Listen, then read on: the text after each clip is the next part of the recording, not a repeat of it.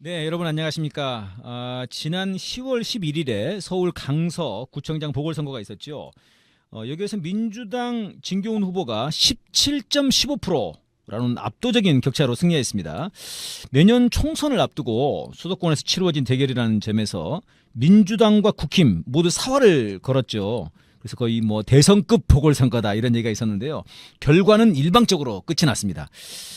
대법원 유죄 판결로 구청장직을 상실한 사람을 사면 복권까지 해가지고 다시 후보로 재활용하는 무리수를 두었던 윤석열 정권에 대한 국민들의 차갑고 냉담한 응징이었습니다.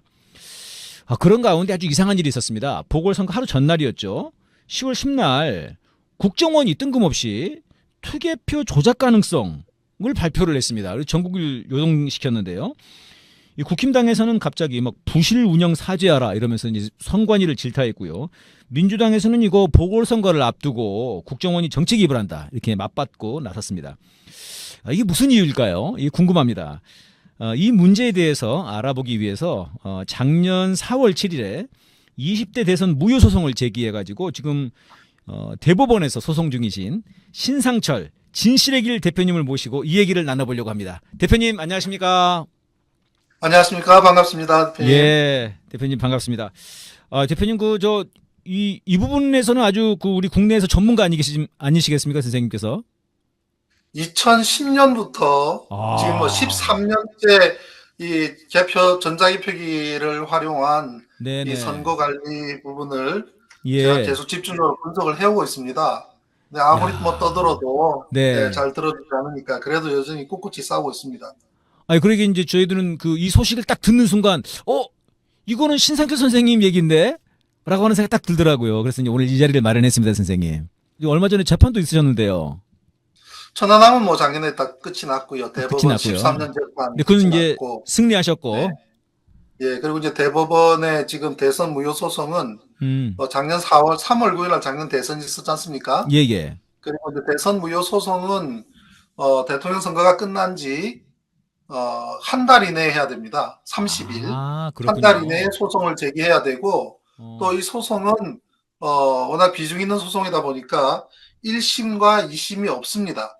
네. 바로 대법원으로 바로 제기해야 되기 때문에 어, 대법원에다가 놓고 이제 중앙선관위와 이렇게 계속 서로 의견을 주고받으면서 예. 한 7번에 걸쳐서 논리 공방을 한 끝에 음. 지난 10월 5일 날 대법원에 출석을 해서 변론 기일을 가졌습니다. 그래서 네네. 변론을 했는데요. 제가 이런 대선 무효 소송이나 이런 전자개표 시스템에 예, 관심 갖고 예. 분석을 하게 된 배경에는 제 인생의 경력 중에 프로그래머로서의 생활이 있습니다. 예, 네. 우리나라 PC가 없던 시절부터 어허. 해외에서 내가 핸디 사이즈 컴퓨터를 사서 프로그램을 익히고 특히 병원 전산, 의료기관의 전산 시스템을 다루었던 전산 실장으로도 제가 근무를 했고요. 그리고 또 네. 대학에서는 병원 전산학 이런 부분들을 제가 강의도 했기 때문에 어허. 시스템을 활용한 어떤 조작이나 이런 부분들은 소상하게 제가 알고 있다고 저는 자부를 합니다. 그래서 이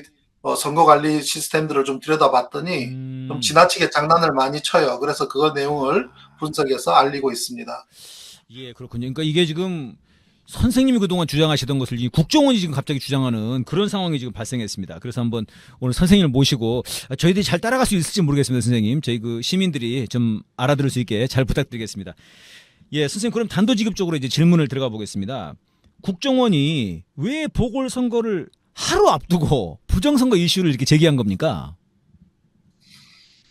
금방 그저 우리 백자 대표님께서 제가 이슈를 제기하던 거를 국정원이 제기한다라고 말씀하셨는데 완전히 다릅니다. 어떻게 아, 다르냐면 네. 저는 전자개표기를 활용해서 어떻게 선거 결과를 조작하는가에 포커스가 맞춰져 있거든요. 음, 그런데 국정원에서 제기하는 문제는 이 시스템은 부정선거가 용이하고 언제든지 전 개표를 바꿀 수도 개표 결과를 바꿀 수도 있는 조작 가능성이 있다라고 문제를 제기하는 거예요. 음, 완전히 다른 것은 실제로 여태까지 부정선거가 있었느냐?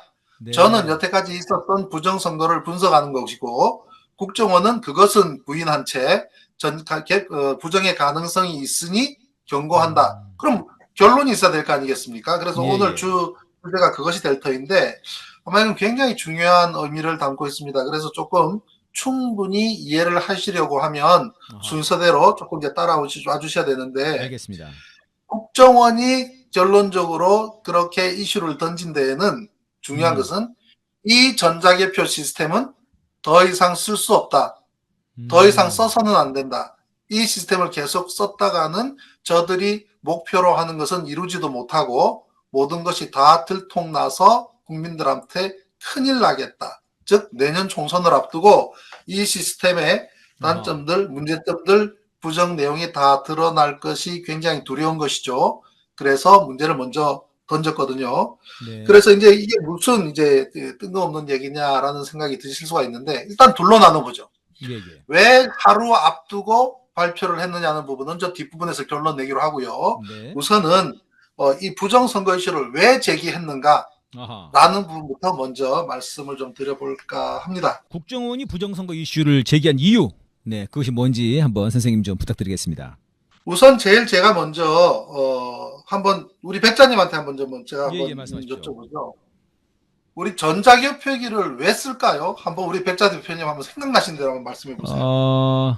제 생각에 두 가지일 것 같아요. 일단 확실한 거, 그 다음에 좀 빨리 하는 거 이런 거 아닐까요? 확실하고 빨리 한다. 하고. 네, 그러면 네, 제가 또 우리가 전자개표기는 마치 금방 우리 백 대표님, 백자 대표님께서 말씀하신 것처럼 확실하고 또 빨리 할 수 있을 것 같은 생각에 쓴다라고 한다면 예, 예. 우리 일상생활에서 네. ATM기 쓰잖아요. 현금 네, 출납기. 돈 뽑는 거, 예. 예, 그거를 왜 쓰는가를 한번 보죠. ATM기를 왜 어. 쓸까요? 생각해 보면 분명하게 편리하고 신속하고 정확하고 경제적입니다. 예. 그죠? ATM기 안 쓰는 사람 있습니까? 다 쓰지 않습니까? 그렇습니다. 그러면 ATM기의 특성은 자, 첫째는 편리합니다. 어허. 아무 그죠? 빈번한 이 지출금 업무를 위해서 은행 갈 필요가 없잖아요. 그죠? 가까운 데서. 그리고 편의점이나 아무 데서나 우리는 돈을 뽑을 수가 있습니까? 있지 않습니까? 편리합니다, 분명히. 그리고 은행 가서 번호표 뽑을 필요도 없으니까 신속하죠. 네. 은행원에게 통장 주고 받을 일도 없으니까 신속합니다. 그리고 정확하죠. 요즘 ATM기 하면서 100만 원을 뽑는데 5만 원권 20장을 누르면 정확하게 5만 원권 20장 나옵니다. 네, 네. 거기에 한두 장이 만 원짜리가 살짝 끼어 나오고 그런 거 경험 못 하지 않습니까? 그렇죠, 그렇죠. 정확합니다. 그리고 그래서 우리가 또 주말이나 휴일이나 그럴 때도 돈을 찾을 수 있기 때문에 비용도 절감해 주죠, 분명히. 네. 그러면 전자개표기가 과연 그러한가 냉철하게 한번 보자는 얘기죠. 어허. 그죠? 전자개표기를 왜 쓰는가? 자, 편리한가? 아까 편리할 것 같다 또는 예, 정확할 예. 것 같다 했지만 편리한가라고 보면 예. 우리나라 투표소가 몇 개냐면 14,464군데예요. 어허. 14,464군데에서 투표를 합니다. 우리 백자 선생님 투표하신 곳도 지난 대선에 전국의 14,464곳 중에 한 곳에서 하셨어요. 그거를 투표가 끝나고 나면 이동을 합니다. 투표함을 어디로? 개표소로. 어허. 전국에 그러면 251군의 개표소로 14,464곳이 이동하려 그러면 시간이 얼마나 걸리겠습니까? 그 다음에 거기서 봉고차를 대기해놨다가 경찰하고 선관위 직원이 박스를 저렇게 오른쪽 사진처럼 이동을 하죠. 그죠? 그런데 네. 만약에 우리가 그 자리에서 엎어서 개표를 하면 어떻게 될까요? 그 다음 페이지 보시면 네. 우리가 3,400만 명이 투표를 했는데 3,500만 잡고요. 예. 14,464곳의 투표소에서 3,400만이 투표를 하면 평균 2,350장입니다. 한 호남 지방에 투표소에서? 네, 섬 지역을 빼고 어. 도심지를 평균 3,000장으로 잡아보자고요. 네. 그럼 밑에 있는 사진처럼 큰 테이블에다가 쏟아놓고 기껏해야 3,000장이니까 여당 5명, 야당 5명, 10명이 마주 앉아서 1인당 몇 장씩 세알리면 될까요? 300장이에요. 1인당 300장.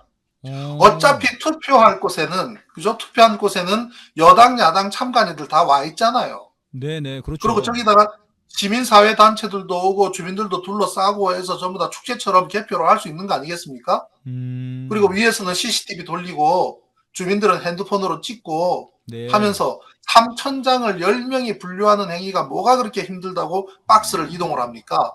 현장에서 바로 투개표하면 우리가 선거 중에 제일 정확한 선거는 초등학교 반장 선거예요. 기계를 사용한다? 어허. 그 다음에 또 어디로 이동한다? 초등학교 반장 뽑는데 그 표를 가지고 교무실 가서 분류하는 거 보셨습니까? 그 자리에서 뽑습니다. 저렇게 네. 편리하단 말이죠. 그럼 저렇게 편리한 걸 놔두고 왜 이동을 할까요? 자, 두 번째로 예. 신속한가 한번 보죠. 신속한. 네네. 새벽까지 예사로 돌리죠. 예, 그죠? 그렇죠. 아주 오래 우리 걸립니다. 전자개표기 예사로 새벽까지 돌리잖아요. 예, 예. 그러면 12시 넘으면은 아이고 졌구나 대부분 포기하고 잠을 잡니다. 네. 그리고 새벽에 역사가 바뀌죠. 맞아요. 이게 맞아요. 신속합니까? 아. 자, 아까 금방처럼 전국에서 투표 한 곳에서 엎어놓고 개표를 하면 불과 3,000장을 10명이 나누는 거니까 1시간이면 끝납니다. 대선 같은 경우에. 그러겠네요. 투표함 이동하는 동안에 끝나요. 어. 그럼 훨씬 편리하고 신속한데, 자, 정확하긴 한가? 그 다음 보시죠, 한번. 네. 정확한가? 그럼 예. 매번 선거 때마다 이 미분류표라는 것이, 저 오른쪽 보면 미분류 해놨지 않습니까? 네네. 마치 저기는 무효표가 나오는 것처럼 된 공간인데, 참관인들도 저걸 잘 몰라요. 그래서, 이거는 무효표가 나오는가 보다 착각하는데, 저쪽으로 표를 쫙 몰아줍니다. 미분류, 저거를 어디선가 분류를 하게 되는데, 네. 창원시 여창구 복림 제5투표구는 미분류표가 무려 80.9%가 나왔습니다. 어허. 이거 아는 국민들이 별로 없어요. 왜? 기자들이 기사 안 쓰니까. 1902명이 투표를 했는데, 어이구. 1538표가 제대로 분류되지 못하고 미분류표로 모였습니다. 이야. 저런 기계를 왜 쓰냐는 거예요. 이게 과연 정확하냐? 정확하지 않습니다. 정확하지도 않습니다, 이게. 자, 그 다음, 저렴한가?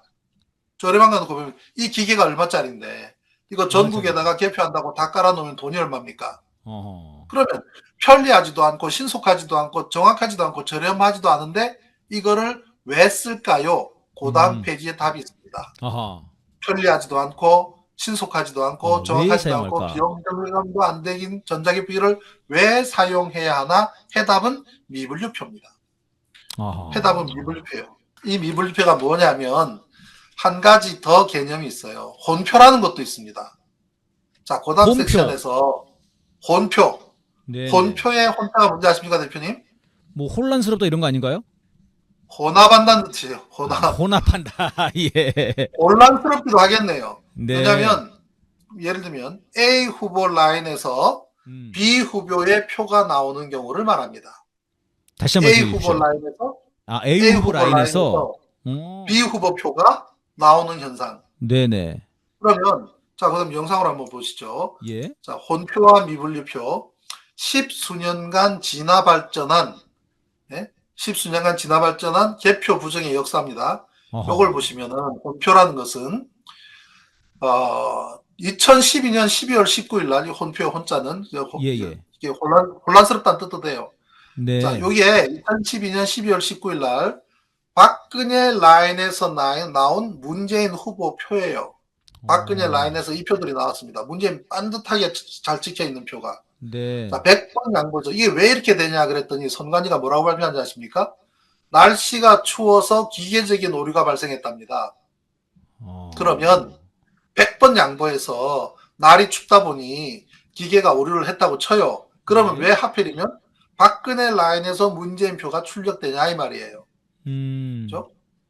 그 다음 한번 보세요. 그 다음 한번 보시면 박근혜 라인이에요, 이게. 밑에 1번 예. 박근혜라고 적힌 거 보이십니까? 네네. 그런데 투표 용지에는 문재인 동그라미 딱 찍힌 게 그 라인에서 발견된 겁니다. 그러네요. 이게 몇 프로냐? 3% 내지 4%. 어이구. 즉 100장의 서너 장이 이런 식으로 분류가 됐다. 그러면 이걸 그대로 가져가서 고무줄로 묶어버리면 끝나는 거예요. 100장 단위로. 와. 이걸 혼표라고 그랬습니다. 이게 2012년에 선관위가 한 개표 조작의 현장입니다. 네. 2012년 작품이에요, 이게. 이게 문제가 되니까 이후에는 사라진 줄 알았는데 네. 2017년 문재인 대통령 당선될 때는 이 현상이 없었습니다. 그런데 그 중간에 2012년에 발생했던 이 혼표 현상이 2014년에도 발견이 됐습니다. 언제냐면 정몽준, 박원순 했을 때 박원순과 정몽준이 서울시장에서 접전을 했는데 박원순 51%, 정몽준 34%로 여론조사에서도 압도적으로 격차가 발생할 때에 보였습니다. 그 옆에 영상 보이죠? 정몽준 라인이 있는데 그러네요. 박원순 동그라미 잘 찍혀 있지 않습니까? 어. 그죠? 저렇게 잘 찍혀 있는데 다른 라인에서 표가 나온다. 제가 프로그래머기 때문에 저거는 네. 오류일 수가 없습니다. 몇 장당 한 장씩 몇 프로 세팅하게 돼 있다면 100장당 몇 장씩 전 라인으로 들어가도록 명령을 했기 때문에 저 현상이 나타납니다. 저 사진 한 장만으로 저런 기계는 절대로 써서는 안 됩니다. 그러네요. 저 현상이 저렇게 A 후보 라인에서 B가 나오는 혼표 현상은 바로 저 영상 2014년 6월 4일 이후로는 발견할 수가 없습니다.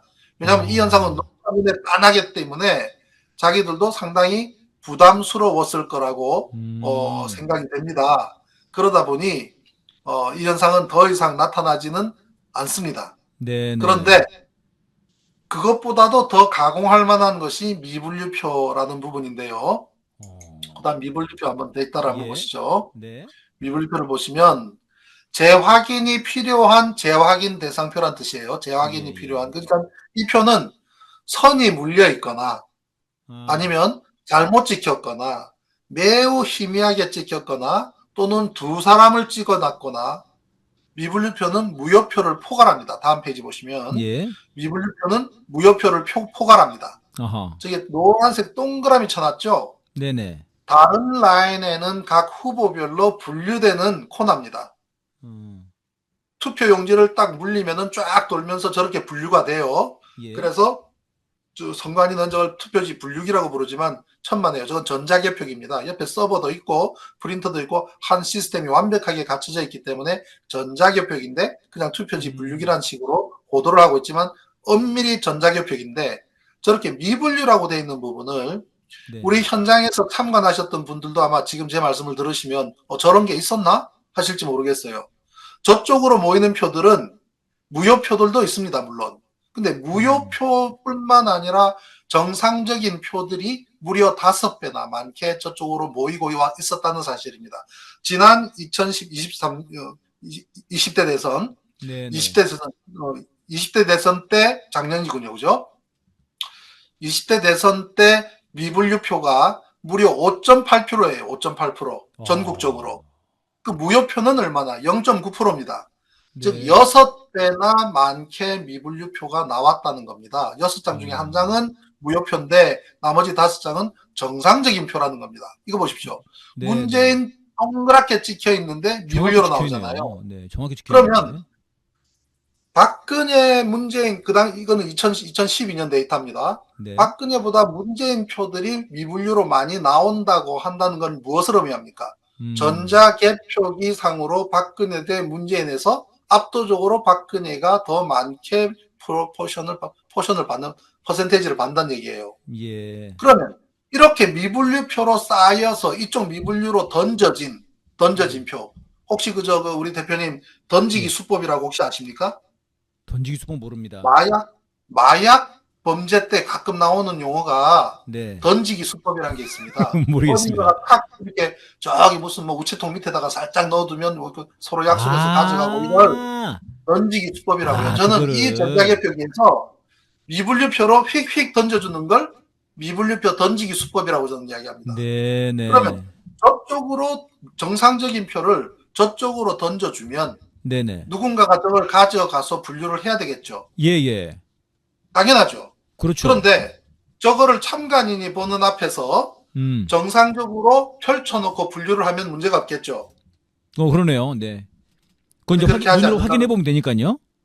그렇게 하지 않습니다. 어. 심사 집계부로 가져갑니다. 어디로요? 심사 집계부로 가져가는데 예예. 선관위 직원들만 있는 공간을 말합니다. 아. 물론 참관인이 달려가서 네. 이거 왜 이쪽으로 가져가느냐, 네네. 이거 우리 앞에서 해야 되지 않느냐 해서 네네. 분류를 시킨 참관인도 가끔 있습니다.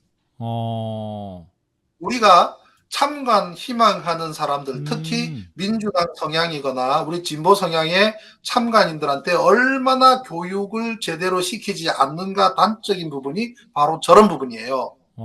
저런 식으로 던지기 수법으로 정상적인 표들을 미분류로 몰아놓은 것들을 가지고 가서 다른 공간, 그래서 참관인들이 잘 알 수 없는 네네. 곳에서 거기서 자기들이 임의로 분류한다? 그거는 범죄 행위죠. 그러니까 선생님 이건 불법 아닙니까? 그러면 아예? 그렇죠. 명백한 불법이죠. 그런데 야. 미분류표라는 것이 뭡니까? 재확인 대상표잖아요. 예, 확인을 해야 되는 거죠. 재확인 대상표를 선관위 직원이 재확인을 위해서 가져갔다 그러면 그거 명백하게 불법이라고 말할 사람이 있습니까? 마치 음. 합법적인 것처럼 보이잖아요. 아. 그죠? 합법적인 것처럼 인식이 되죠. 예, 그런데 상관이 무슨 소리야? 직원이니까. 우리가 보는 앞에서 분류해라는 것도 정당한 요구죠. 네네. 그러한 정당한 요구를 하는 참관이 극히 적었다는 겁니다. 자, 어. 그러면 미분류표가 대량 음. 발생시키는 현장, 던지기 수법으로 날아가는 현장을 한번 보시겠습니다. 네네. 어. 백문이 불여일견이고요. 아, 예. 미분류표 대량 생산 현장을 한번 영상으로 한번 보여주시죠. 네. 2014년입니다. 야. 미분류라고 되어 있는 곳에 전부 박원순이네요. 그러네요. 이때는 압도적으로 박원순이 여론조사로 박원순 후보가 51대 39로 앞선 상황에서도 이렇게 와. 미분류 쪽으로 막 던지기를 했다는 얘기입니다. 호. 그리고 이것을 그들만의 그쪽에 있는 참관인들이 잘 닿지 않는 공간에서 임의로 분류를 했다. 그 분류가 끝나면 공표하고 끝나버린다. 라는 겁니다. 야, 선생님 자, 그러면 이 궁금한 부분이 게 왜 중요하냐면, 네네. 왜 중요하냐면, 지금까지 제가 2012년 때도 그렇고 늘 주장했던 중에 전자개표기를 통한 조작이 먹혀 들어갔을 때 박빙인 상황에서 전자개표기를 활용한 조작이 예사로 일어난다. 가장 쉽게 일어난다라고 이야기를 했었는데 네네. 이것처럼 격차가 많이 나는 상황에서도 어. 미분류표 던지기 수법으로 저렇게 모으는 것이 영상으로 확인이 되더라는 겁니다. 그러네요. 자, 그러면 영상 저를 한번 비춰봐 주세요. 예. 금년 보궐선거처럼, 음. 강서구의 보궐선거처럼, 네네. 사전에 우리가 여론조사를 보더라도 10% 이상의 격차, 적어도 15% 정도의 격차가 날 거라는 건 누구나 예상을 했지 않습니까? 네네. 그죠? 그렇다면, 이렇게 격차가 크면은 과연 저러한 수법으로 미분류표를 던지게 하는 거를 할까, 하지 않을까는 초미의 관심사죠. 네네. 저 같은 경우는 할까 안 할까 굉장히 초미의 관심사고, 그래서 사전에 일찌감치부터 저 영상을 굉장히 유포를 했습니다. 저는 예. 선거 전날에도 트위터로. 저거 돌리신 걸 제가 봤습니다. 트위터로, 네. 카톡으로, 텔레그램으로 막 날리면서 2014년에 압도적으로 격차가 나는 상황에서도 저들은 미분류표를 통한 조작을 시도했다. 그러니 이번 강서구의 보궐선거에서도 저러한 짓을 하지 못하도록 참관인들은 미분류표를 집중 감시하고 네. 카메라로 촬영을 해야 된다고 계속 제가 두들기도 했었거든요. 예. 자, 이거를 국정원하고 연결시켜서 생각을 해보십시오. 예. 국정원 입장에서는 이러한 전자개표기를 활용한 미분류표를 조작하는 방식이 이미 국민들한테 들켜버린 거예요.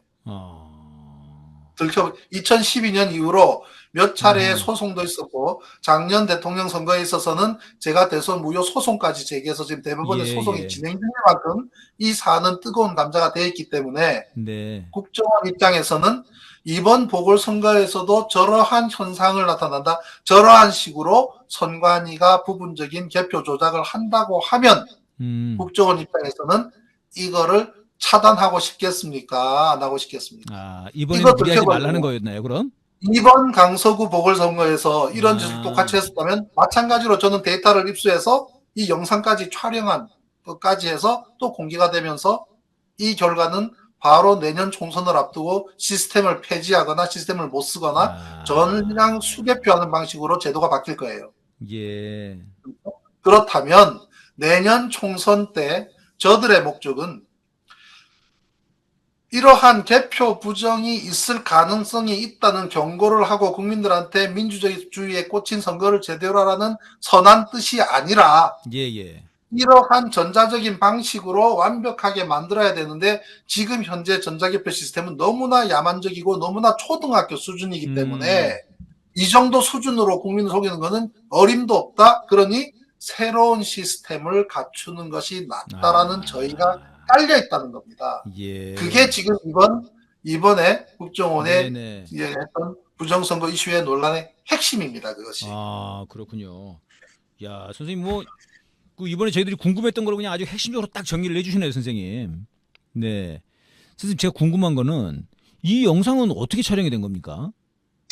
이 영상을 갖고 네네. 있는 네티즌들이 있어요. 그래서 각자의 개인의 블로그에다가 아, 네. 이렇게 올려놓고 영상 하나 더 보여드릴까요? 그 다음 거 한번 보시죠. 이거 끔찍한데요, 이거 보니까.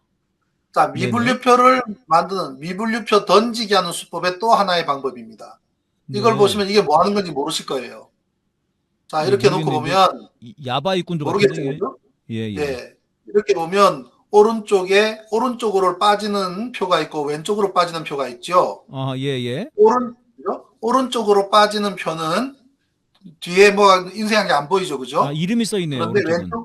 왼쪽으로 빠지는 표들은 인쇄한 게 보이죠. 이 아, 차이가 예, 예, 예. 뭐냐면, 자, 그죠? 오른쪽하고 왼쪽은 모이는 게 패턴이 다르잖아요. 네네. 자, 그 다음 페이지 한번 보시죠. 그 다음 어. 페이지를 보시면 A 섹션은 제대로 후보별로 분류돼서 들어간 표들입니다. 아하. A표는 예, 제대로 예. 분류돼서 들어간 표입니다. 음. 저쪽 B쪽은 네네. 전부 미분류표인데 저게 미분류표구나. 아하. 분류하러 들어갈 때 종이를 뒤집어서 넣게 되면 저쪽으로 갑니다. 무슨 얘기냐? 아. 투표용지를 쏟아 붓잖아요. 예, 예. 그죠? 투표용지를 쏟아 부으면 그 앞에서 이 개표 사무원들이 쭉 모아서 쫙 네네. 정렬을 해서 기계에 물릴 거 아니겠습니까? 예, 예. 물릴 때 투표지를 정렬을 할 때 의도적으로 뒤집으면 컴퓨터가 저기 그 전자개표기가 인식을 하지 못하고 저쪽 미분류로 미분류로 날아가는 겁니다. 보낸다.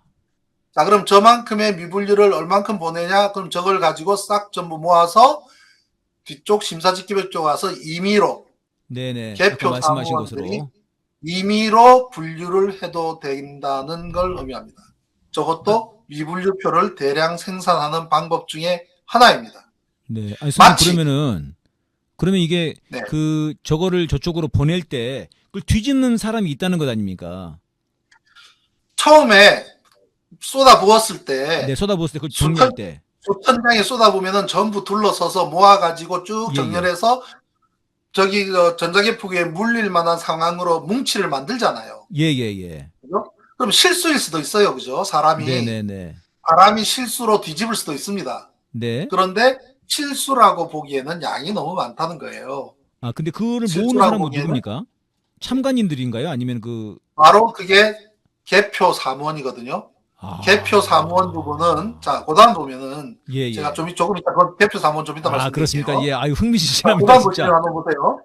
자, 네. 그럼 이 영상을 보시면 궁금하죠? 작년 12월 작년 2022년 3월 3월 9일 9일 날. 작년 대선 미분류 동영상은 없나? 아직 확보된 음. 건 없습니다. 아. 그런데 얼마만큼 쏟아져 나왔는가는 데이터가 있습니다. 예. 어떻게 했냐면 바로 고단 페이지에 이렇게 1등이 창원 노창구 아까 말씀드린 80.9%예요. 아, 이게 1등. 작년 대선이었군요. 요게 개표 상황표입니다. 개표 상황표.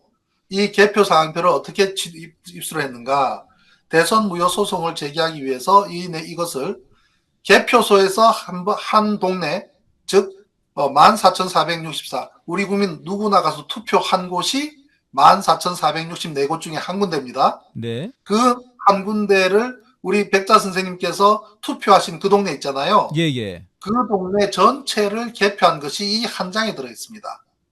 요걸 하하. 개표 상황표라고 부릅니다. 네. 그러면 이 개표 상황표는 몇 장이 만들어질까요? 14,464장이 만들어져야 돼요. 예, 예. 그런데 사전선거도 있고 거소선상도 있고 선상투표도 있고 또 이런 것도 있기 때문에 다 합치면 2만 장 가까이 됩니다. 이 개표 상황표 전량을 정보공개 청구를 했죠. 저희가 네네. 정보공개 청구를 하니까 중앙선관위가 우리는 저런 데이터를 갖고 있지 않다. 그럼 어떻게 해야 되느냐? 각 지역 선관위에 알아서 요구하라 그러는 겁니다. 우리 네. 선관위가 대한민국 선관위가. 그래서 우리 네티즌들이 전국의 지역 선관위에 저걸 전량을 개표 상황표를 정보공개 청구로 요구를 해서 석 달에 걸쳐서 전량을 다 받아냈습니다. 야. 저 데이터를 다 받아내어서 엑셀표에 집어넣은 거예요. 예. 이 개표 상황표에는 현장에서 몇 장의 미분류표가 발생했는지가 옆에 소상하게 기록되어 있습니다. 원부입니다. 예. 원부. 중앙선관위에 들어가서 데이터를 아무리 뒤져봐도 저 데이터가 없어요. 저거는 오로지 지역선관위에 있는 저 개표 사안표 원부에만 있습니다. 저런 원부를 전량 입수해서 분석하지 않고 개표가 부정이다 어떻다 선거 때마다 진 쪽에서는 문제를 제기하지 않습니까? 네네네. 이쪽에서 지금 제기하고 저쪽에서 지금 저쪽 제기하고 그렇게 주장하는 것은 근거가 미흡한 겁니다. 이렇게 원론적으로 원 데이터를 가지고 전량 분석해서 개표 부정을 찾아내야 제대로 찾는 거예요. 그래서 네네. 작년에 1등이 창원 어창구 복림동이 80.9%, 2등은 서울 금천구예요. 그다음 데이터를 보시면 서울 금천구는 72.7%, 네네. 무려 976명이 투표를 했는데 엄청나네요. 710장이 미분류로 나왔다. 이거는 말이죠. 프로그램 입장에서 봤을 때 몇 퍼센트의 미분류가 나오게 세팅하도록 돼 있나? 아니면 원격 조정했나라는 의구심이 굉장히 들 정도로 예. 7%를 넣는 게 70가 들어간다든지 8%를 넣는 게 80%가 들어간다든지 그렇지 않고서야 이 컴퓨터 프로그램이 그렇게 하지 않고서야 이렇게 현상이 나올 수가 있겠는가라는 것이죠. 야, 7%만 그러면 나와도 궁금한 이상한 거는 건데요, 이게 선생님. 7%만 네. 나와도 이게 문제가 있다고 봐야 될 것 같은데, 이 기계가. 그렇죠. 70%라니. 우리나라 사람 100명이 가서 투표를 했는데 그중에 그러니까요. 7명이 잘못 투표했다 해도 문제인데 70명, 80명이 어우. 잘못 투표했다? 정상적인 표가 저쪽으로 빠져나오도록 만든 것이 문제인 거죠. 그럼 왜 저런 짓을 하느냐?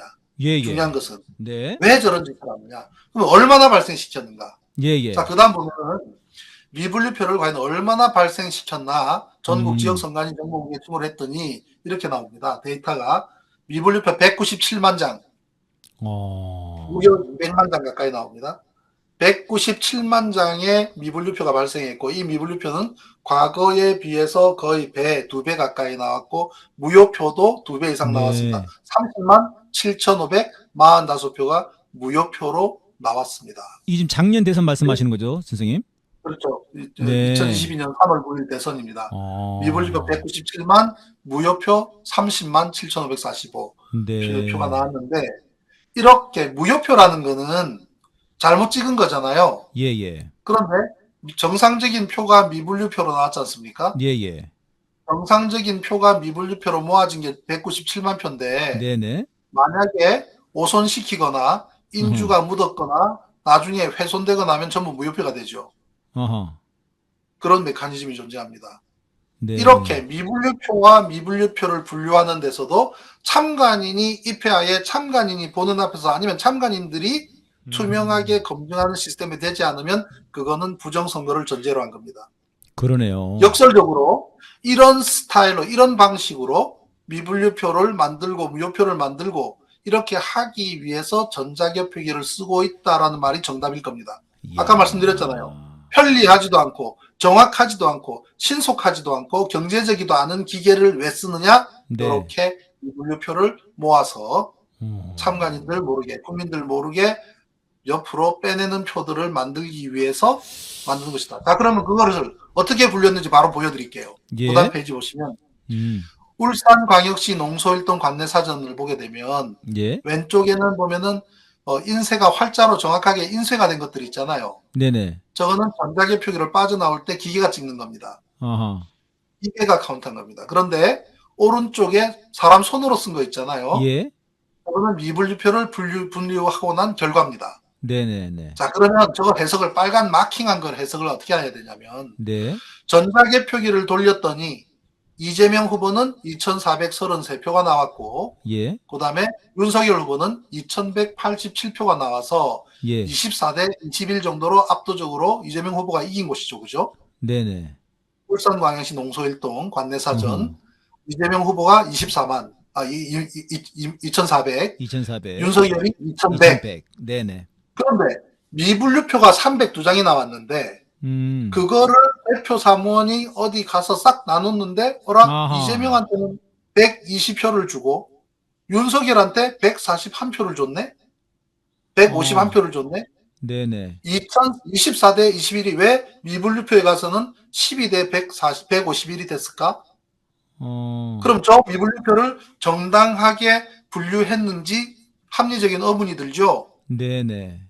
그러면 투표용지 가져와 봐라 그래야 되겠죠, 그죠? 네네. 그걸 요구한 겁니다. 제가 대선 무효 소송을 하는 것은 아. 투표용지 가져와 봐. 내가 다시 알려볼래.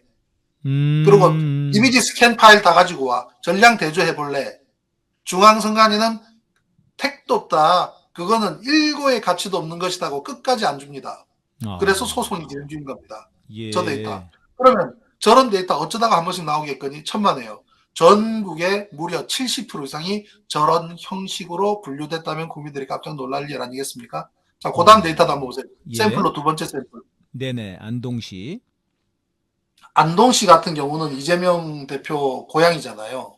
어허. 예, 이재명 대표 고향이라서 상당히 경북 중에서도 선전한 곳입니다. 저기는. 예예. 네, 그런데도 졌습니다. 이재명 3,256표, 윤석열 5,579표예요. 네. 그러면 뭐 55대 32로 졌네요. 그죠? 네네. 그래도 반타작 이상은 했잖아요. 그죠? 네네. 절반 이상은 했지 않습니까? 그죠? 55대 30이면. 음흠. 그런데 122대 311로 나누면 3분의 1밖에 안 주잖아요. 네. 저런 스타일입니다. 저렇게 미분류표를 저렇게 나눠가지고 예, 윤석열 쪽으로 몰아주는 저렇게 거군요. 미분류표를 어허. 전국적으로 윤석열 후보한테 유리하도록 분류한 퍼센테이지가 얼마나 되느냐 이야. 압도적이더라는 겁니다. 왜냐하면 우리가 전자개표기로 나오는 부분이 있고 미분류로 나오는 곳이 있잖아요. 예. 그럼 전자개표기로 나오는 곳을 거의 90%니까 그죠? 네네. 95%가 전자개표기로 나오니까 모집단이라고 가정을 해보십시오. 네. 모집단. 그리고 그 중에 일부분이 미분류로 간다면 미분류라는 것은 도장을 잘못 찍었거나 희미하거나 훼손됐거나 두 사람을 찍었거나 등등은 지지 성향과 관계없잖아요. 네네. 나이하고 관계없죠. 네. 연령하고 관계없죠. 성별하고 관계없잖아요. 네네. 그러면 그거를 우리는 뭐라고 그러냐면 확률적으로 무작위성이라 그래요. 무작위. 예. 그러면 모집단 대다수의 사람들의 비율과 일부분 빠져나온 부분 집단의 비율은 유사하게 나와야 된다라는 게 통계적인 원리입니다. 네. 그런데 네. 저렇게 압도적으로 모든 것이 저렇게 다르게 분류가 됐다고 하면 의도적으로 저거는 분류했다라고 볼 수밖에 없다. 자, 그러면 누가 분류했느냐? 예. 그게 궁금할 거 아니겠습니까? 그다음 보시죠. 네네네. 개표 사무원의 실체를 보시면 알 수가 있습니다. 누가 어떤 기준으로 저 개표를 하는 사무원들을 뽑느냐라고 예. 봤더니 깜짝 놀랍니다. 어떤 사람들을 개표 사무원을 뽑지 않은 국민들이 과연 있을까요? 예. 보다 보십시오. 누가 분류하나. 개표 사무원 자격 제한이 없습니다. 어허. 참관하러 가려고 그러면 우리 대표님도 참관하러 가야 돼. 이번에는 내가 참관 한번 해볼래 그러면 네네. 대한민국 국민으로서 선거권, 피선거권이 있어야 참관인이 될 수 있습니다. 예.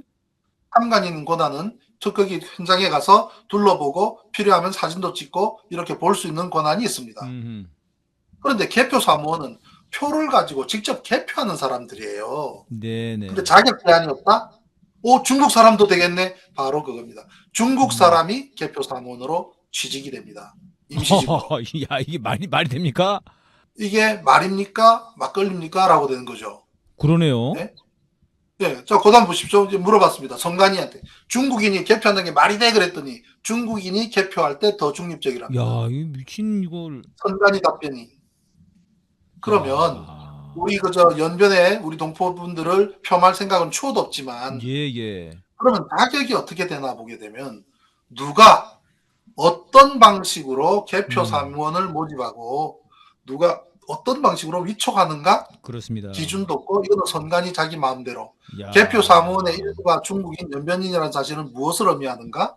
아무나 뽑을 수 있는 것을 의미하고 예. 왜 개표 사무원들 중에는 개표 끝나고 난 다음에는 임시직으로 또는 린턴으로 근무하다가 나중에 정규직으로 가는 그러다 보니 선관위 쪽에서는 그런 취업 비리가 왜 그렇게 나타나는가라고 연결이 되죠. 그다음 특정 세력의 집단적 개표 사무원 위촉이 가능하다는 점이에요. 네. 특정 세력은 뭘 말합니까? 특정 정당 또는 특정 종교 세력까지도 포괄적으로 집단적으로 개표 사무원 위촉을 한다고 해서 이걸 막거나 이걸 검증하거나 이 명단을 제출하고 요구할 수 있는 것은 아무데도 없습니다. 네. 그래서 이게 매번 이런 뉴스들이 나오는 거죠. 총선 때 논란 일으킨 중국 인재표원들 이번에 대선 또 등장한답니다. 선관위는 공개 모집하지 않고 특정 단체로부터 위촉받아 승인해서 논란을 더 키웠다는 뉴스가 나오는 거예요. 어이구, 한번 잡아 충격적이네요. 중요한 것은 예, 한번 보세요. 자, 우리가 개표를 하는데 네네, 굉장히 중요한 데서 이렇게 나온다.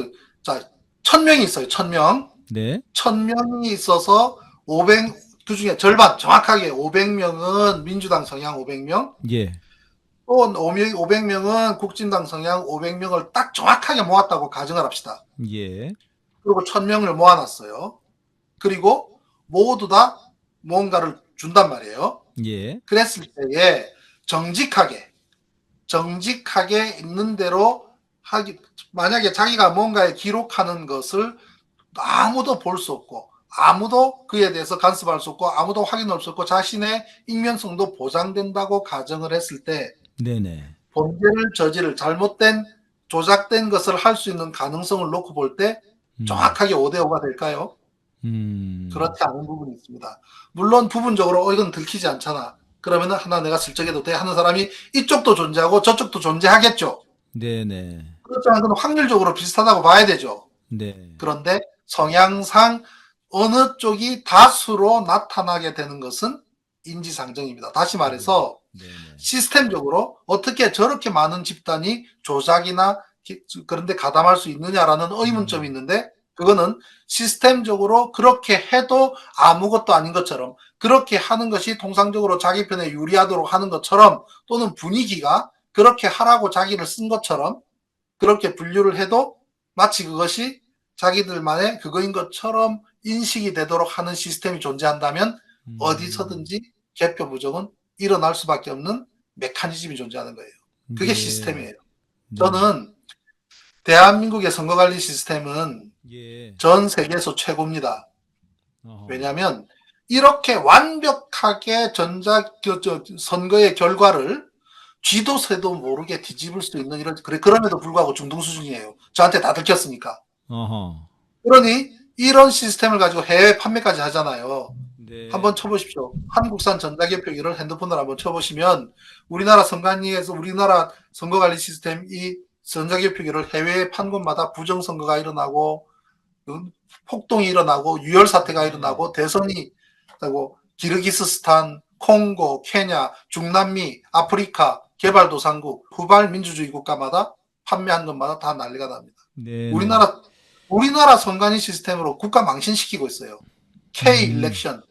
우리나라 K만 붙으면 얼마나 자랑스럽습니까? K K문화, 방역, K팝, 네, K푸드, K-팝, 그죠? K. 네, 그렇게, 근데 K 일렉션만큼은 어, 우리나라를 망신시키고 있는데, 그러나 역설적으로 K 일렉션은 전 세계에 수출되고 저러면서도 결국 이 K 일렉션을 통해서 대한민국의 민주주의 꽃이라고 하는 이 선거 시스템은 언젠가는 우리 네, 국민들이 야, 내가 이렇게 속았구나. 사람은 진보고 보수고 목을 떠나서 자기 자신이 속았다는데 분노하게 됩니다. 그렇죠? 그래서 이 시스템이 결국은 자기 자신의 모습을 그대로 노출시키면서 국민들이 분노하게 되는데 국정원이 딱 나서서 이거 계속 썼다가는 예, 우리 예, 보수 진영 무너지게 될 거야라는 위기감을 갖겠습니까? 안 갖겠습니까? 어허, 왜냐하면 국정원의 전산 시스템은 이 중앙선관위의 이 시스템하고는 비교가 안 되잖아요. 예, 예, 국정원에서 이 시스템을 바라봤을 때 한심하기 짝이 없었을 겁니다. 그런데 네, 이번 보궐선거를 앞두고 이번에는 그런 짓 하지 마라고 말을 하고 싶어도 중요한 문제가 있습니다.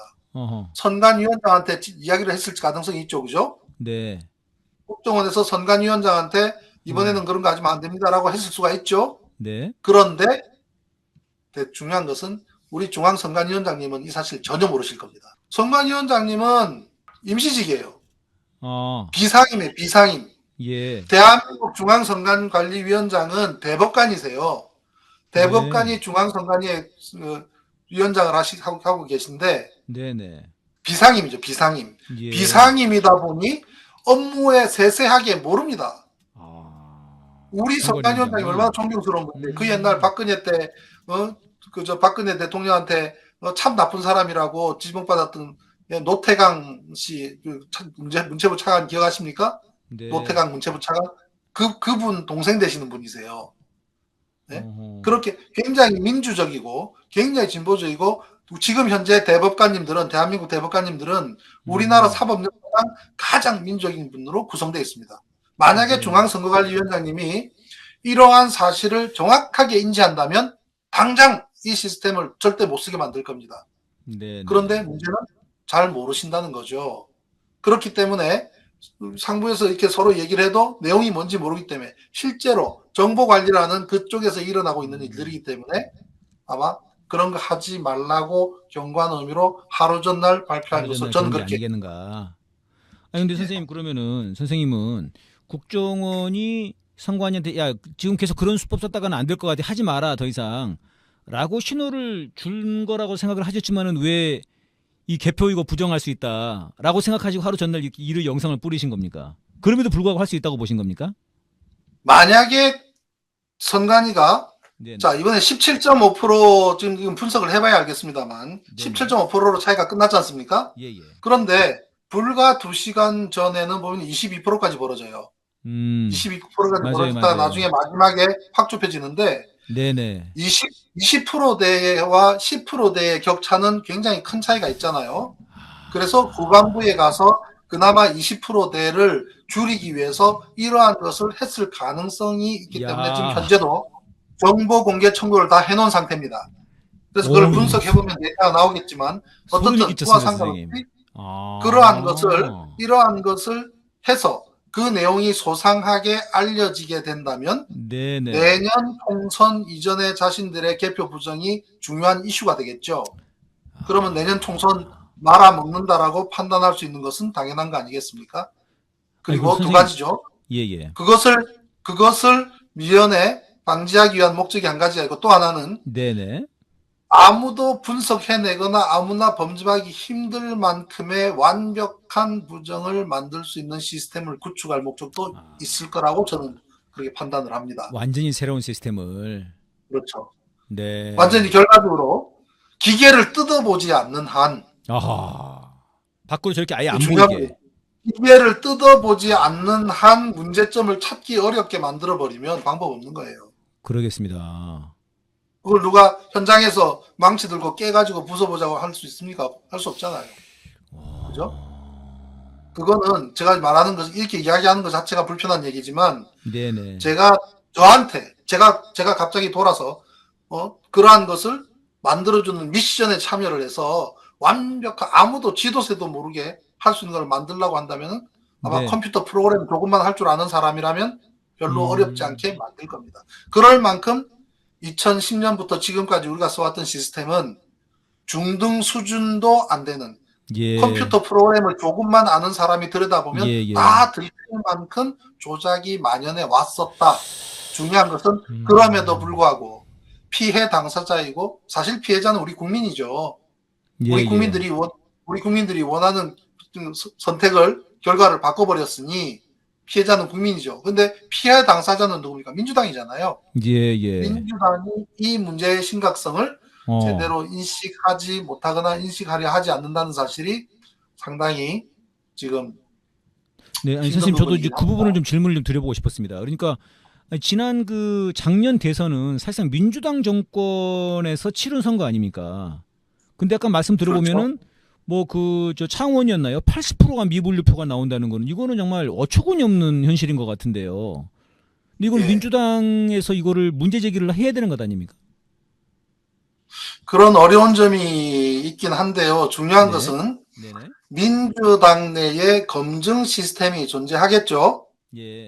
존재합니다. 그리고 전부 다 제가 주장한 내용들도 그렇고 면밀하게 검증을 합니다. 근데 중요한 것은 이러한 것을 검증을 하려 그러면 컴퓨터 프로그래밍이나 시스템이나 이런 데 해박한 사람들이 검증을 해야 되고 그리고 이 검증을 하기 위해서 바깥에서 활동했던 지난 10년 이상 해온 사람들하고 의논을 해야 되고 자문도 구해야 되고 정보도 교류를 해야 되고 해야 되는데 검증하는 분들이 법조인, 법률 쪽 분들이 중심이 돼서 판단을 하려다 보니 중앙선관위 쪽에서 의도적으로 공식적으로 발표하는 내용에 경도되어서 판단하는 바람에 현재는 그러한 문제점이 있는 거에 대해서 심각하게 생각지 않고 있다라는 것이 엄청난 비극입니다. 예. 내년 총선 이대로 가서 될까라는 부분이 너무나 걱정됩니다.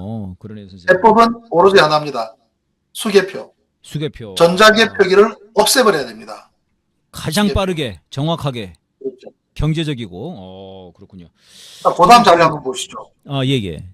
네, 그다음 자료들 보시면 음. 독일, 프랑스는 수개표합니다. 네네.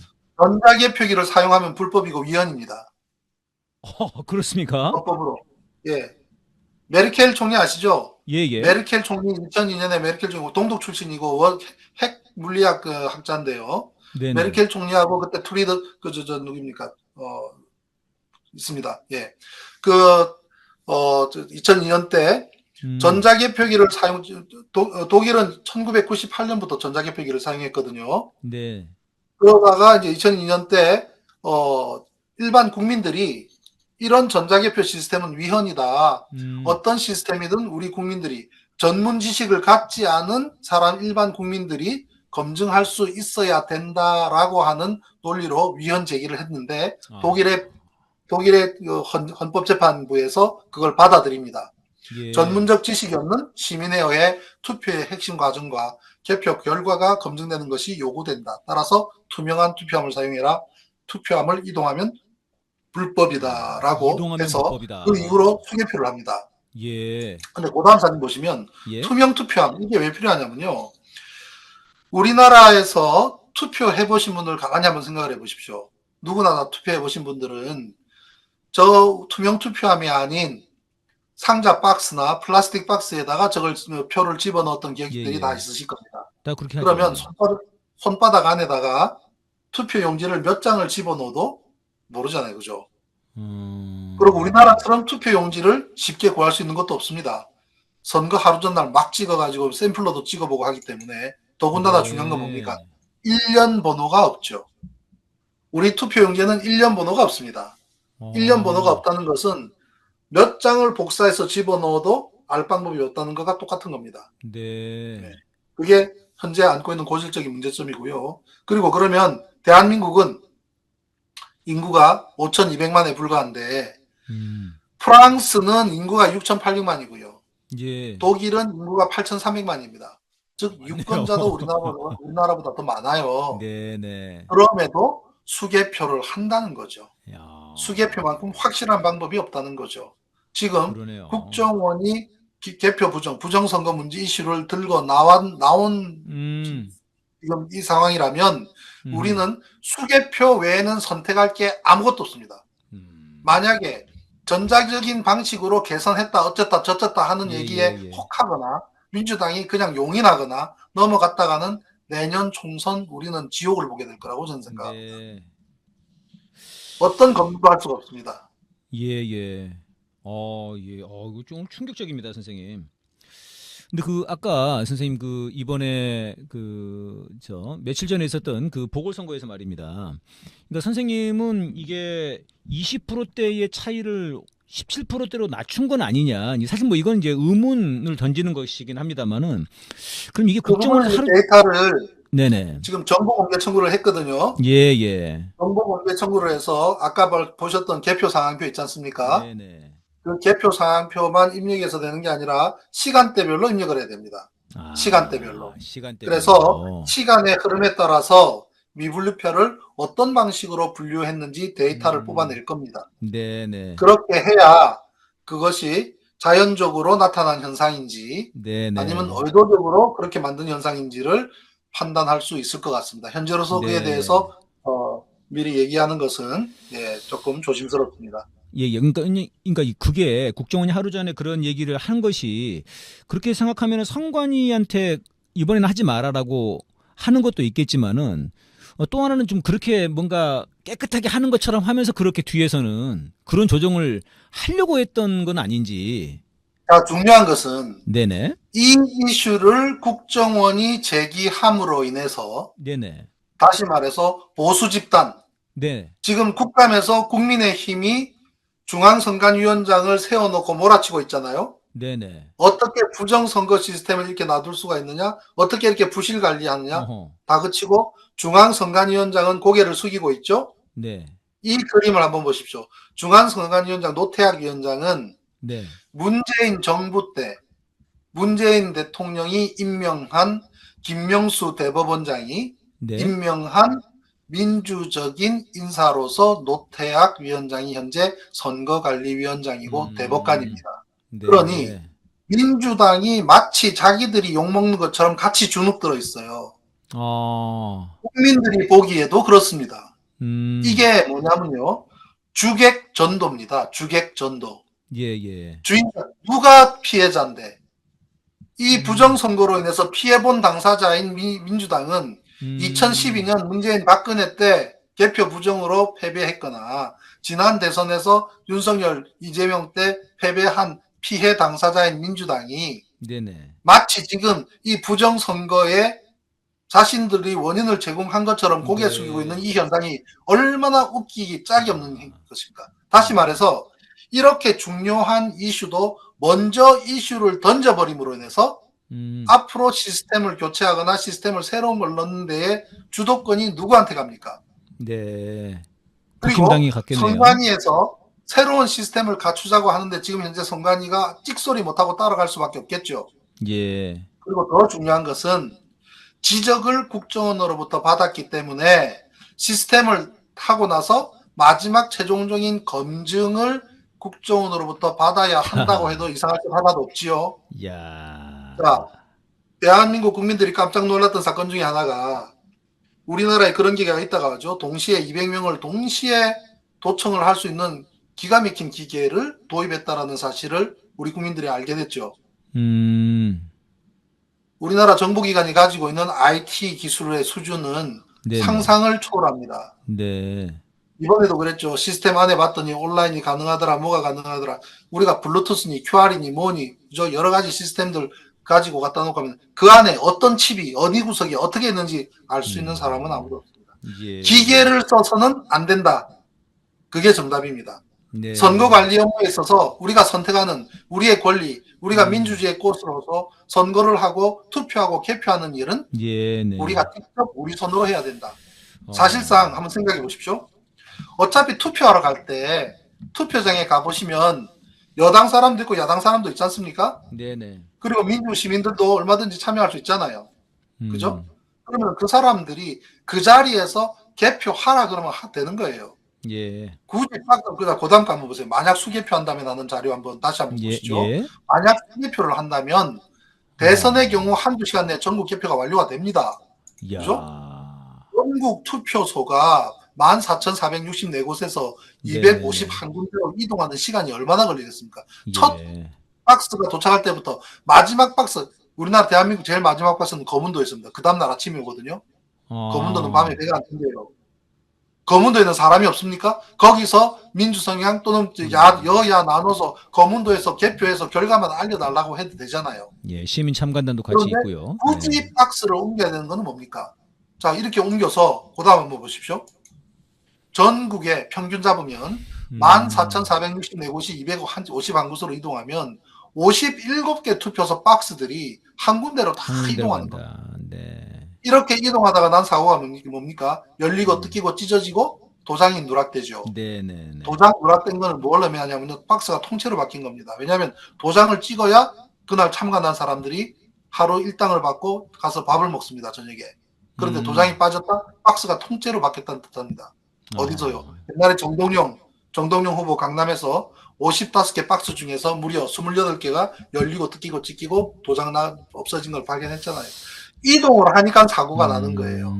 그러니 독일과 프랑스는 투표함 이동은 불법으로 하고 위헌으로 하고 있는 겁니다. 네네. 그죠? 그래서 그렇군요. 그 다음에 14,464곳에서 투표소 현장 수개표를 하면 저렇게 쭉 이쪽 저쪽 나눠서 해봐야 1인당 300장이라니까요. 어차피 투표소에는 선관위 직원, 경찰, 여야 참관인 이미 배치되어 있잖아요.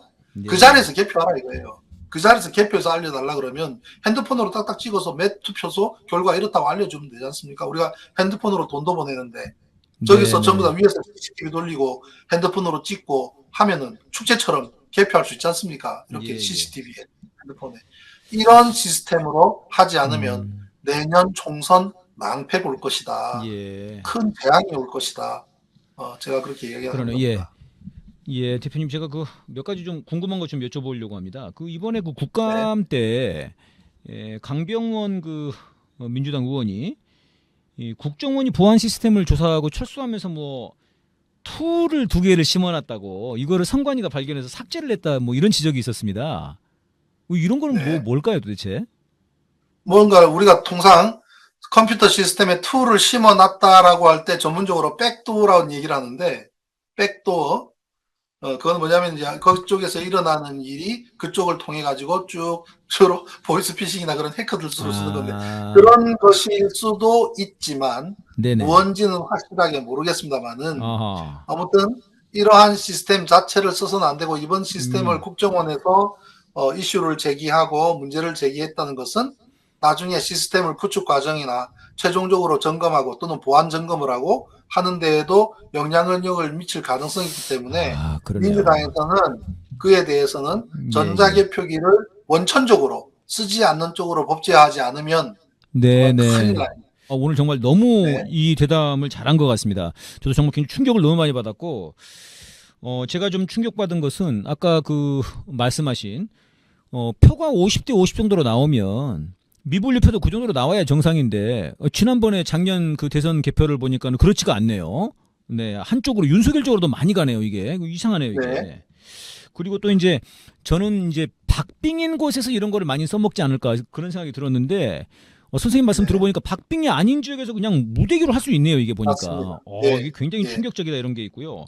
네. 선관위가 이번에 국정원 그 조사를 받으면서 선관위 내부에서 도와주지 않는 이상 부정선거는 할 수 없습니다. 그랬는데 선관위가 주범이네요. 보니까요. 선관위가 그렇게 말하는 것은 굉장히 의미가 있습니다. 왜냐하면 네네. 내부에서 도와주지 않는 한 부정선거가 있을 수 없다. 네네. 자, 부정선거가 이렇게 나타났기 때문에 누군가 도와줬다. 그러니까요.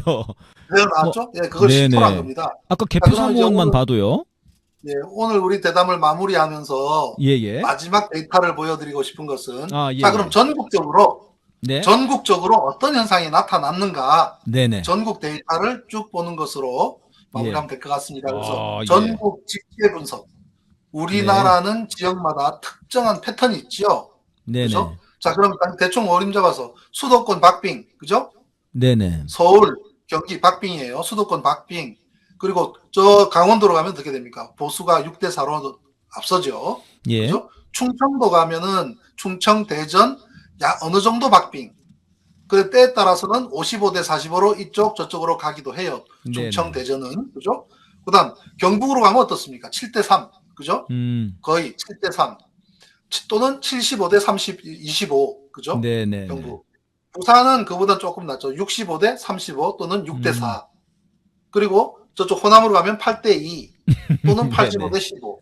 예. 그리고 저쪽 세종이나 제주도로 가면 5대 5. 이거는 선거 때마다 지방선거고 보궐선거고 대선이고 할 것 없이 똑같은 패턴이에요. 네. 자, 그러면 그걸 염두에 두시고, 자, 우리 한번 전국적으로 한번 보죠. 서울 한번 보겠습니다. 서울 네. 보면은 쭉 이게 25개 구를 전부 다 설명하면 시간이 엄청 들기 때문에 결과만 말씀드릴게요. 예. 서울은 전자개표기로 봤을 때 48대 52로, 저 파란색은 민주당입니다. 이재명 후보.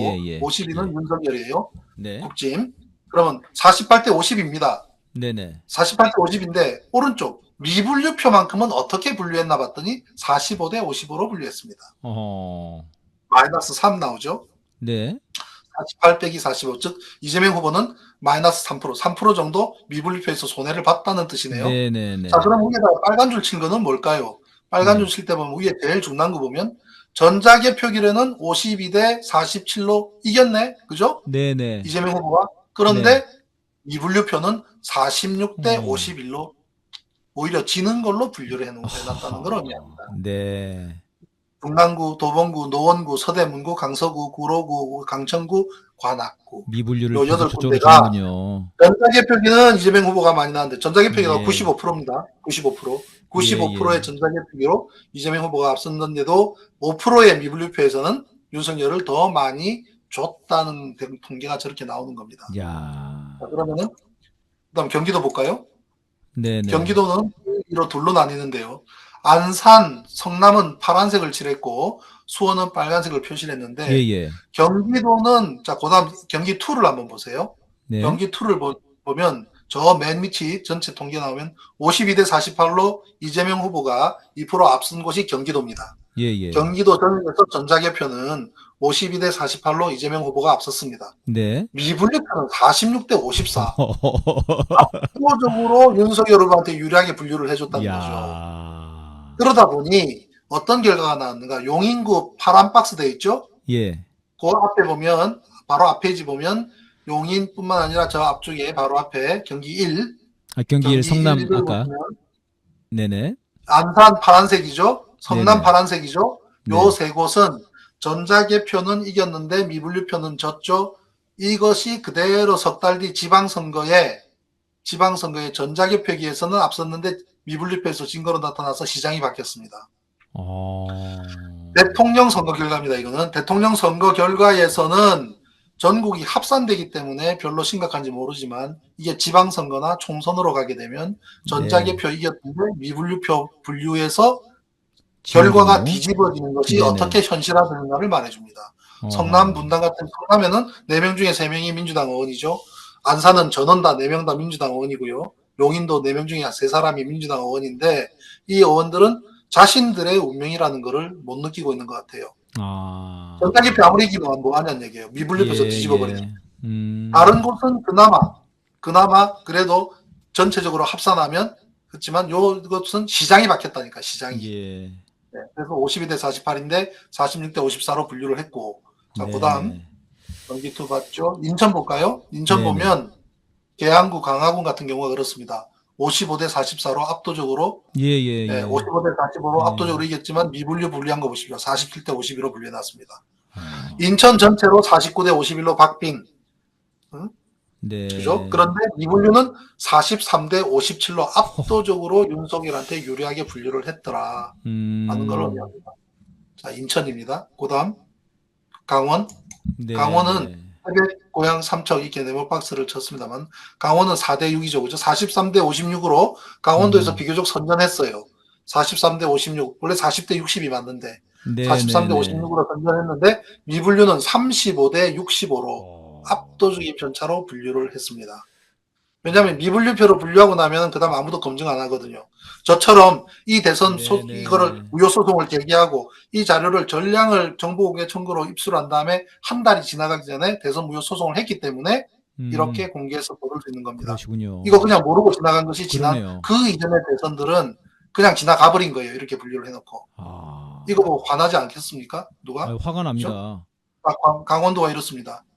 그다음 대전이 참 독특한 곳인데요. 그 다음 데이터를 보시죠. 대전은 그 다음 데이터를 보시면 대전은 우리나라 한가운데 있을 만큼 전체적으로 48.5대 51.51 정도로 박빙인 지역입니다. 그죠? 굉장히 중립적인 지역이라도 볼 수가 있죠. 그런데 50이네요. 대전 중에서 동구와 중구는 압도적으로 여기는 48대 51 정도로 전자개표는 전부 박빙입니다. 그런데 미분류를 4대 6으로 분류해요. 40.76대 59.24. 4대 6.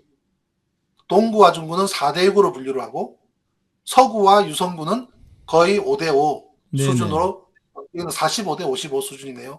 해서 서구 유성구는 좀 낮고 동구와 중구는 압도적으로 차이가 나게 박빙인 지역을 전자개표 박빙 지역을 4대 6으로 분류를 해놨습니다. 그런데 또 대덕구는 전자개표기는 이재명 후보가 이겼는데 미분류표는 지는 것으로 50대 49, 그러니까요. 50대 50이죠. 거의 뭐 50대 50인데 42대 57로 분류를 하는 바람에 여기는 결과가 뒤집어지는.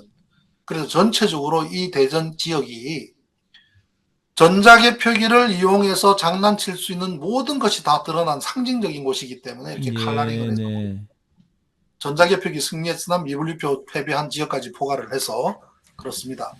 자, 그리고 그다음 충청북도 46대 54인데 38대 62로 분류를 했습니다. 저 위에 청주 이런 데는 좀 더 심각하게 거의 박빙이에요. 박빙인데 미분류는 4대 6으로 분류했습니다. 전부 41대 58, 40대 59, 43대 57, 39대 60, 39대 60이 뭡니까? 저렇게 분류했습니다. 청주 서원. 청주는 집중적으로 윤석열 후보한테 유리하게 네, 네. 청주가 그런가? 그렇습니다. 진천. 박빙이었는데 그걸 완전히 엎어버렸군요. 예, 네, 야. 그렇고요. 그다음 충청남도도 비슷합니다. 45대 55. 충북이나 충남이나 45대 55 수준이죠. 그렇고 미분류는 38대 62. 여기도 심각하죠. 마이너스 7 나오니까. 그죠? 그다음이 대구, 경북인데요. 네. 대구는 22대 78. 경북도 똑같이 22대 78이에요. 22대 78인데 미분류는 17대 83. 그죠? 거의 마이너스 5 정도 나옵니다. 17대 83. 그 외에는 전부 분포가 비슷합니다. 전체적으로 대구는 어디를 것 없이. 경북도 예, 마찬가지입니다. 네. 경북에서 유일하게 안동은 조금 그래도 유일하게 30%대 득표한 곳이 안동입니다. 이재명 후보 고향이기 때문에. 네. 그럼에도 불구하고 미분류는 21대 78로 딱 분류를 했네요. 네. 네, 17대 21대 83. 78, 17대 83. 안동을 네네네 21대 78. 대구는 21대 78이고 부산은 40대 60입니다. 부산 경남은 40대 네. 60입니다. 같이. 근데 미분류는 33대 67로 분류를 했습니다. 33대 67. 그리고 경남도 마찬가지예요. 40대 60을 31대 69. 조금 경남은 좀 더 심하네요. 네. 그래서 이렇게 부당하게 분류를 했습니다. 예. 그다음 울산을 보게 되면 44대 56을 미분류표로는 36대 56 마이너스 8 분류됐고요. 네. 그다음 세종과 제주는 54대 46을 50대 50으로 둘 다 똑같습니다. 이상하게 세종하고 여기는 좀 비슷하게 제주가 났네요. 네, 네. 비슷하게 해서 마이너스 4 이렇게 나왔는데 자 그럼 이렇게 전자개표기와 중국이구나, 미분류가 이렇게 상식 밖으로 분류했는데 잘 된 곳은 없나? 있습니다. 어허. 어딜까요? 그다음 보시죠. 대족은 호남입니다. 호남. 위대한 광주, 위대한 네. 전남, 위대한 전북은 정말 너무나 정직하게 개표가 됐습니다. 예. 한번 보실까요? 궁금합니다. 전북은 85대 14, 85대 14, 85대 14 싹 똑같잖아요. 전자개표 팽팽이네요. 85대 14, 미분류표도 85대 14. 그럼에도 마이너스 1이라는 것은 그럼에도 불구하고 전라북도는 윤석열 후보한테 약간 유리하게 분류해준 결과로 나옵니다. 전북은. 그런데 예, 전남은 그다음 전남을 보면 제로가 나옵니다. 89대 11, 89대 11. 전남은 제로가 나옵니다. 호호호. 네. 그다음 광주는 예. 더 제로입니다. 이거는 특히나 광주 남구와 북구는 제로입니다. 소수점 둘째 자리까지도 제로입니다. 이게 뭘 말하는가? 전라남도 한때 2012년에 뭐가 있었냐면요. 2012년에 저런 데이터가 이 앞전에 방금 보신 광주 데이터를 못 본 상태에서 노인 가설이라고 있었습니다. 네. 미분류가 나오는 것은 노인분들이 손이 떨려서 잘 기표를 못하는 바람에 미분류로 많이 갔고 네. 노인이 많은 지역은 보수적인 곳이야 라는 논리를 가지고 덮어버렸거든요. 그런데 이것 딱 보면 그 말을 못하게 돼 있어요. 예전의 케이스나 이 광주의 대조군이 존재함으로 인해서 거짓말.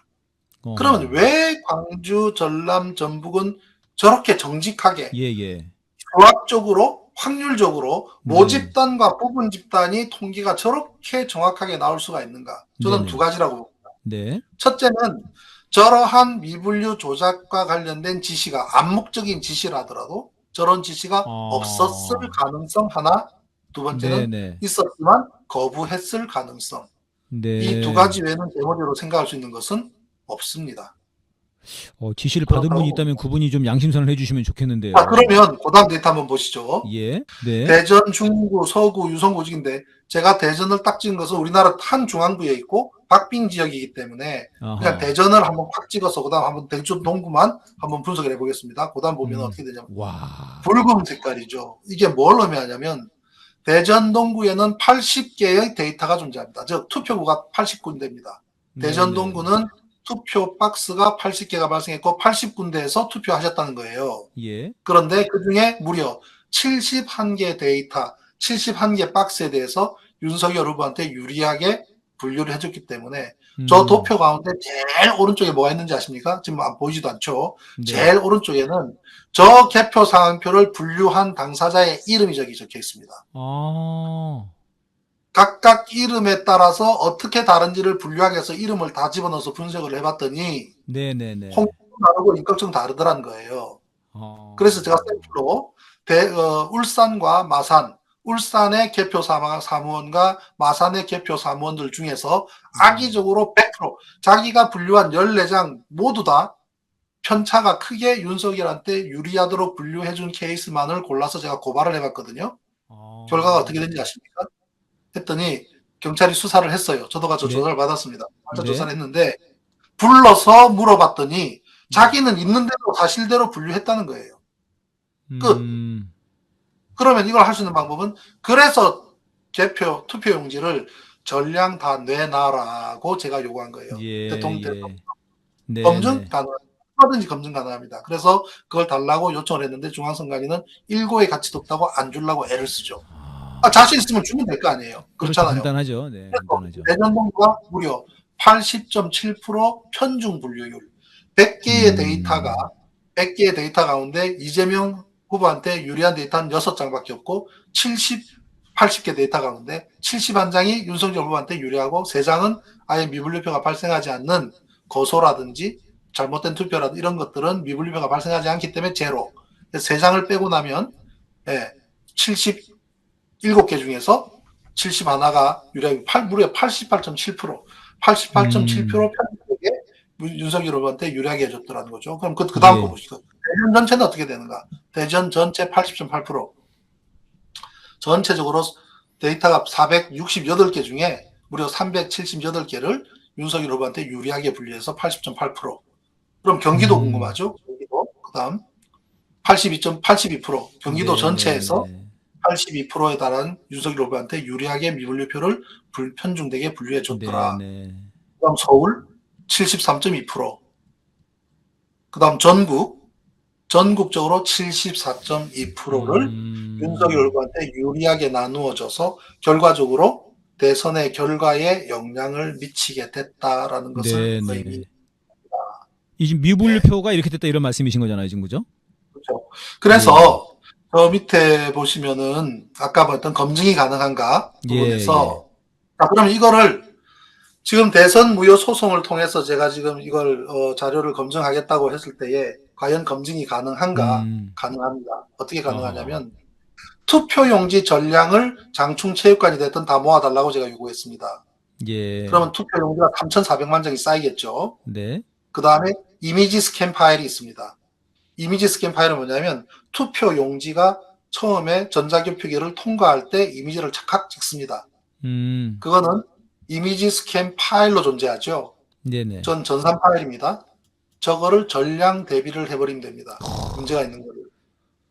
즉 전자개표기를 통과하고 나온 이후에 인주를 묻혀서 무효표를 만들었거나 정상적인 표를 엉뚱한 대로 분류했거나 다른 곳으로 보냈거나 전량 다 잡아낼 수 있습니다.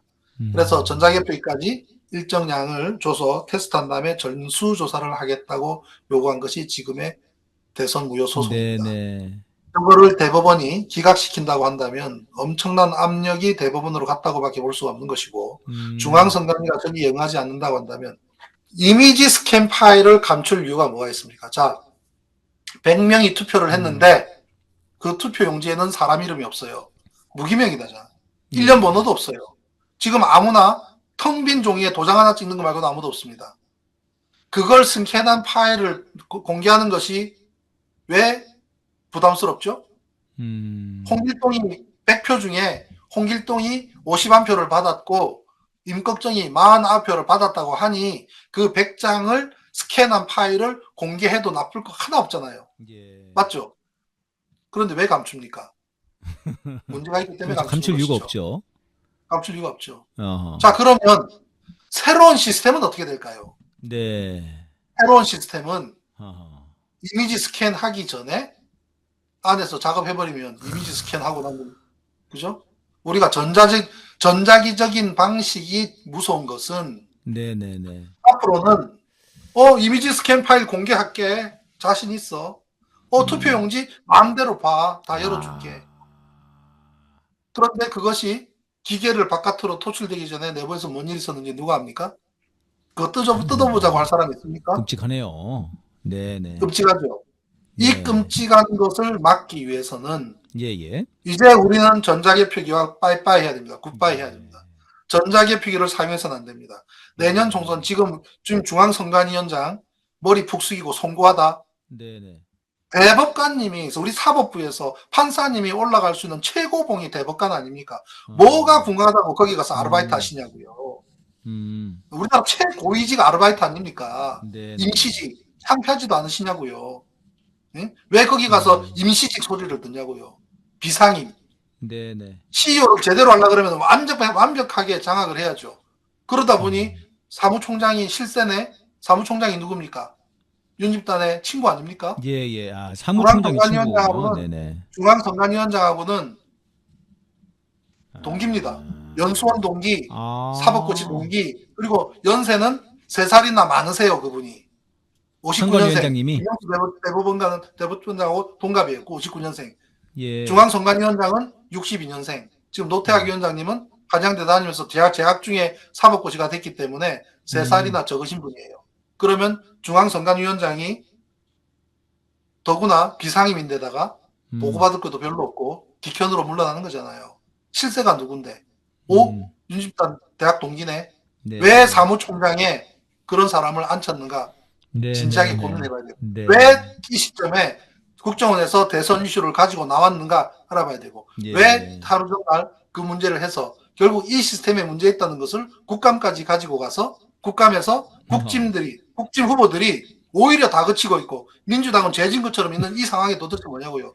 주객전도도 이런 주객전도가 없고 적반하장도 유분수죠. 이거는 웩도도 개꼬리가 개를 흔드는 격이에요.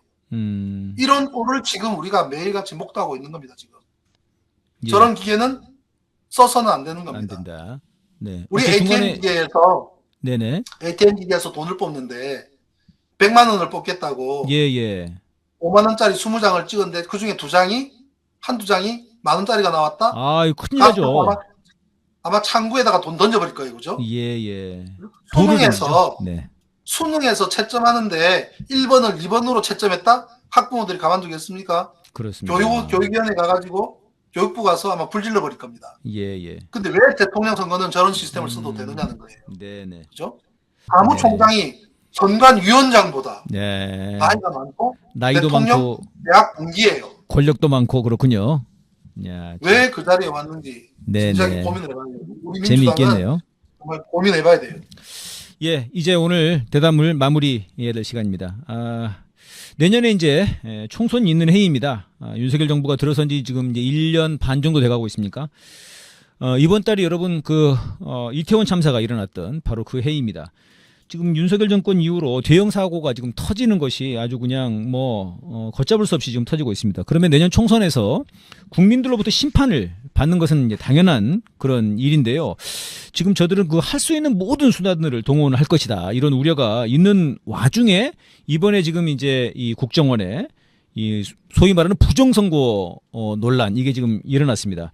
그래서 지금 오늘 우리 신상철 대표님을 모시고 정말 진실이 무엇이냐, 또 앞으로 갈 길이 무엇인가 이거를 좀 말씀을 나눴습니다. 굉장히 여러분 궁금한 것들이 많이 해소가 됐을 것 같고요. 네, 고개를 끄덕끄덕 하시는 분들이 많으셨을 것 같은데 마지막으로 우리 결국은 우리 시민분들이 깨어있는 시민들이 이 조직된 힘으로 민주주의를 이끌어가는 것 아니겠습니까? 우리 신상철 선생님께서 우리 시민분들께 응원 한 말씀 해주시고 마무리하도록 하겠습니다.